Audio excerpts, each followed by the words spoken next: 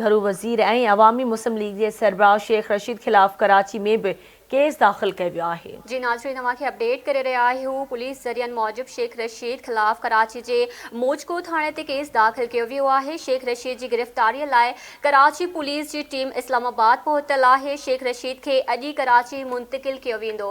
हिकु भेरो ॿीहर असां ब्रेकिंग न्यूज़ शेयर करे रहिया आहियूं। अॻूणे घरू वज़ीर ऐं अवामी मुस्लिम लीग जे सरबराह शेख रशीद खिलाफ़ कराची में बि केस दाख़िल कयो वियो आहे। पुलिस ज़रियनि मूजिब शेख रशीद खिलाफ़ कराची जे मोजको थाणे ते केस दाख़िल कयो वियो आहे।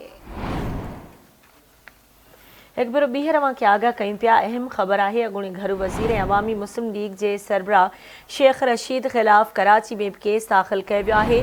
पुलिस ज़रियनि मूजिब शेख रशीद ख़िलाफ़ कराची जे मोजको थाणे ते केस दाख़िल कयो वियो आहे, जॾहिं त शेख रशीद जी गिरफ़्तारीअ लाइ कराची पुलिस जी टीम इस्लामाबाद पहुतल आहे।